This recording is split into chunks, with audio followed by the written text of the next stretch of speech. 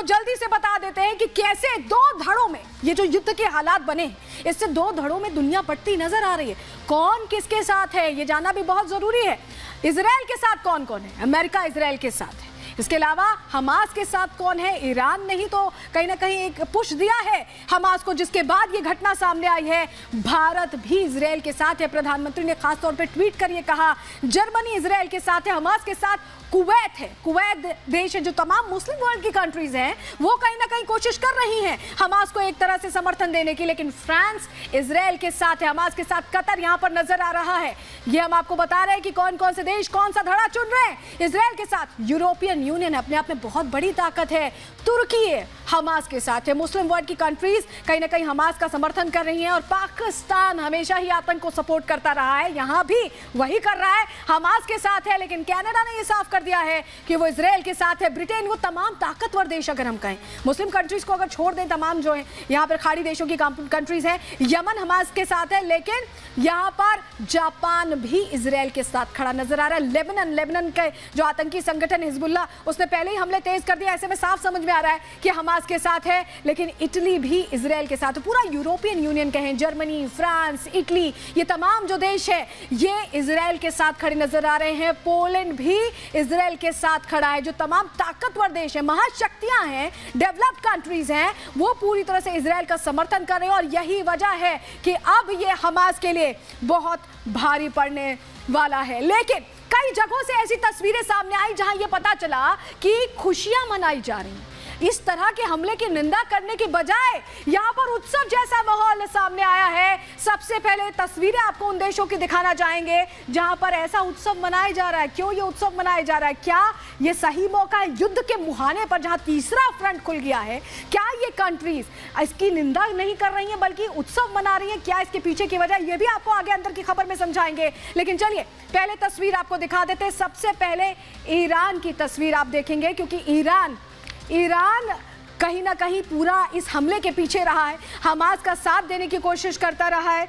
लेकिन पहले आपको सुनवा देते हैं, वो तस्वीरें हम आपको दिखाएंगे, लेकिन चलिए पहले आपको सुनवा देते हैं कि पाकिस्तान के लोग कैसा रिएक्शन दे रहे हैं। पाकिस्तान समर्थन कर रहा है, आधिकारिक बयान आ चुका, लोगों का भी रिएक्शन, आम लोगों का रिएक्शन सुन लीजिए। हमने इसराइल को तस्लीम ही नहीं किया। अच्छा। हम इसलिए तस्लीम नहीं करते कि इसराइल मुसलमानों पे जुल्म कर रहा है, ठीक है ना। ये जुल्म को रोकना चाहिए। जब तुम मुसलमान ही मुसलमानों पे जुल्म करोगे तो फिर जाहिर बात है मुसलमानों ने भी मुसलमानों के अलावा उठाना है। किसने उठाना है? और इसराइल अभी देखो, सऊदीया, ये दूसरे तीसरे मुल्क इसराइल के साथ बैठ के बातचीत कर रहे हैं, उसको तस्लीम भी कर ले, जबकि ये नहीं होनी चाहिए। सबसे पहले उनको इसराइल से बात करनी चाहिए, यार ये जो आप इस फलस्तीन पे जुल्म कर रहे हो, इस जुल्म को बंद करो, फिर आप हमसे बैठ के बात करो। और चलिए अब आपको हमने बताया था कि कैसे अलग अलग देशों में जश्न मनाया जा रहा है। ईरान की सबसे पहले बात करना बहुत जरूरी है। जो तस्वीर आप देख रहे हैं, हमास का समर्थन ईरान ने किया है, और यही वजह है कि जो पूरे हथियार मुहैया कराए हैं, अंदर खाने से जानकारी मिल रही है कि ईरान की तरफ से ही दिए गए हैं। और यहाँ पर जश्न की तस्वीरें आप देखिए, ये जश्न मन रहा है। लंदन की भी आपको तस्वीरें दिखा रहे। ब्रिटेन ने साफ कर दिया है कि वो इजराइल के साथ खड़ा है, लेकिन लंदन में जो फिलिस्तीनी रहते हैं, फिलिस्तीनी, उन्होंने यहाँ पर जश्न मनाया है। और लेबनान की तस्वीरें, जो कि इस हमले में शामिल हो गया, हिजबुल्लाह के जो आतंकी संगठन है वो भी हमला कर रहा है, वो भी यहाँ पर जश्न मनाते नजर आ रहे हैं। ये तस्वीरें बता रही हैं कि कैसे इस मौके को भी लोग बुनाने से नहीं चूक रहे हैं। तो ये वो तस्वीरें हमने आपको दिखाई, और अब आपको हम वो जानकारी देते हैं जो आपके लिए बहुत जरूरी है जानना। इजराइल झुकने नहीं वाला है।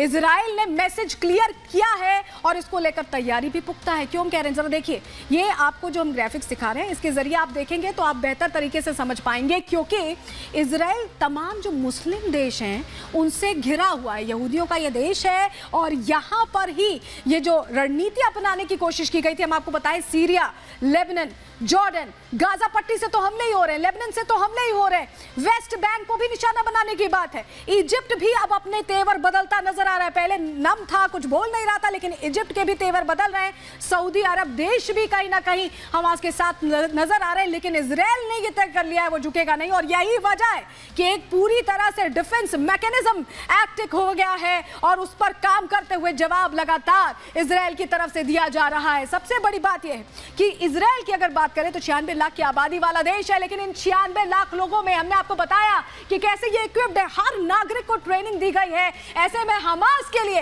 अब उल्टी गिनती शुरू हो गई है। क्यों हम ऐसा कह रहे हैं? रिपोर्ट के जरिए आपको दिखाते हैं।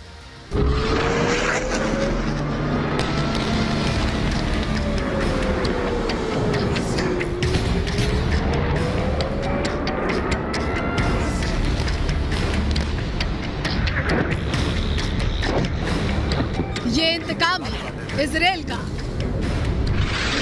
ये जवाब है हमास की हिमाकत का।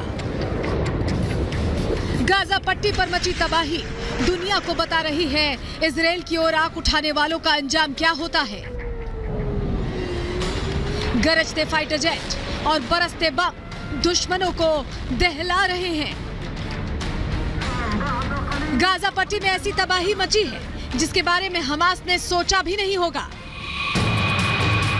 क्षेत्रफल में भारत के केरल राज्य से छोटा और आबादी के मामले में दिल्ली से आधा इजराइल दुनिया का वो देश है जो चारों ओर से दुश्मनों से घिरा है। लेकिन इजराइल दुनिया की एक ऐसी ताकत है जिसे झुकाना या हराना हर किसी के बूते की बात नहीं है। दुनिया की बड़ी बड़ी ताकतें इजराइल की सेना से खौफ खाती हैं। आपको जानकर हैरानी होगी कि इजराइल दुनिया का वो इकलौता योद्धा देश है जो आजादी का जश्न भी ठीक से नहीं मना पाया और सेना को जंग के मैदान में उतारना पड़ा। तब उसके पास न ज्यादा संसाधन थे, न घातक हथियार, न ही लंबी चौड़ी फौज। 1948 में इजराइल ने खुद को आजाद देश घोषित किया। तब अरब देशों की सेनाओं ने उसके खिलाफ जंग छेड़ दी। 1 साल तक चली जंग में आखिरकार जीत इजराइल की हुई। इस जंग के बाद इजराइल ने तेजी से खुद को मजबूत करने का काम शुरू कर दिया और आज उसके पास दुनिया की लेटेस्ट टेक्नोलॉजी है। कई ऐसे घातक हथियार हैं जिनसे महाशक्तियां भी खौफ खाती हैं। सेना का एक ऐसा बेड़ा है जो ताकतवर से ताकतवर दुश्मनों को नाको चने चबवा दे। इजराइल के पास बेहद मजबूत एयर डिफेंस सिस्टम है जिसके बूते वो हर साल होने वाले कई हमलों को नाकाम करता आ रहा है। महाघातक फाइटर जेट का मजबूत बेड़ा है जो किसी भी दुश्मन के ठिकाने को पल भर में तबाह कर सकता है। परमाणु हथियारों का बड़ा जखीरा है जो दुनिया में महातबाही लाने के लिए काफी है।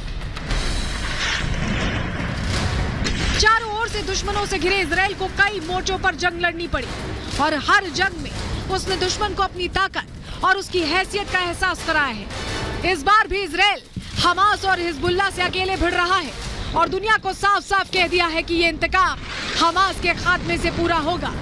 बता दिया है कि हमास के दिन अब खत्म हो चुके हैं। अपने हथियारों के दम पर वो हमास के फाइनल चैप्टर की स्क्रिप्ट लिखकर ही रहेगा। Bureau report, Republic Bharat.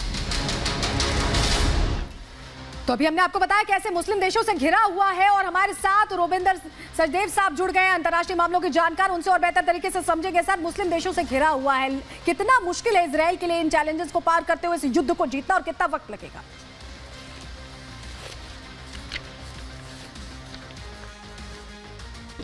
कुछ हद तक ऐसा हो जाएगा पर पूरा डिवाइड नहीं होगा। देखिए, मुस्लिम देशों की, खास करके खाड़ी के देशों की, जो मिडल ईस्ट नेशंस हैं, उनकी अपनी प्रॉब्लम है।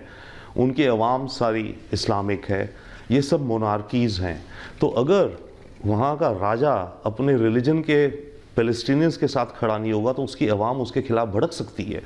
इसलिए सऊदी अरब हो गया, यूनाइटेड अरब एमिरेट्स हो गया, ओमान हो गया, कतर हो गए, ये सारे देश जो हैं एक लेवल पे तो ठीक है, कंडेम भी कर सकते हैं कि आतंकी अटैक या कोई भी हमला नहीं होना चाहिए, पर ये सब देश हमस को लेकर के नहीं परंतु पैलेस्टीन के मुद्दे को लेकर के आवाज़ उठाएंगे कि भाई पैलेस्टाइन एक 2 स्टेट सोल्यूशन जो होना चाहिए उसकी ये बात करेंगे। हमस को कोई डायरेक्ट सपोर्ट नहीं करेगा क्योंकि हमस को आतंकी कहा जाता है भी, पर बात ये हो जाती ना, मेरा आतंकी आपका फ्रीडम फाइटर।